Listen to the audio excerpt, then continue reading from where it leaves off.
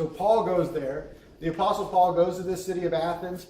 And if you don't know about Athens, it's in Greece, and in ancient Greece, this is 2,000 years ago, the Greeks they thought they were the smartest people in the world. And by most people's estimation, they were. They were pretty smart. I don't know about the smartest in the world, but they were pretty smart. And the smartest of the Greeks lived in Athens. And they wore togas all the time. They just wore sheets and no. But that was this fashion back then. So they would sit around in this city of Athens, and these were supposed to be the smartest men in the world. And they'd sit there and they'd philosophize, and they're in the city of Athens. And there was this place in the city called Mars Hill.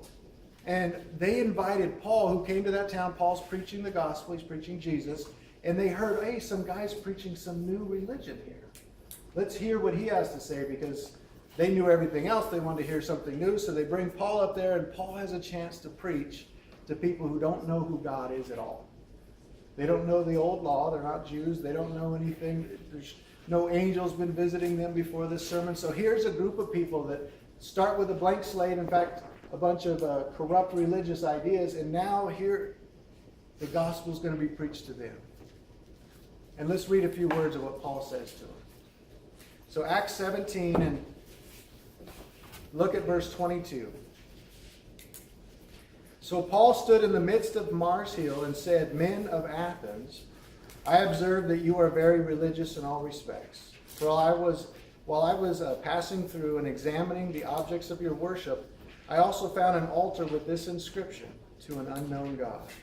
Therefore, what you worship in ignorance, this I proclaim to you, that God who made the world and all the things in it, since he is Lord of heaven and earth, does not dwell in temples made with hands. Nor is he served by human hands as though he needeth anything, since he himself gives to all people life and breath and all things.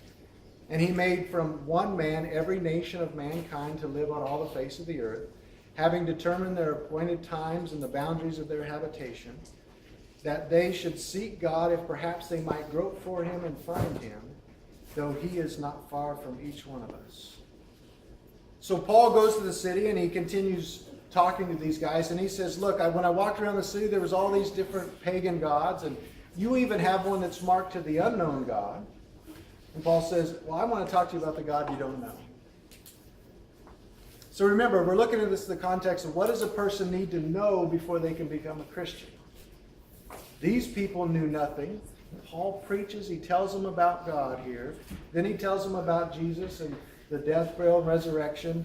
And guess what? In that one sermon, do you think some people believed? Yeah. Now, most of those toga-wearing guys didn't like Paul. And they mocked him and made fun of him. But look at verse 34.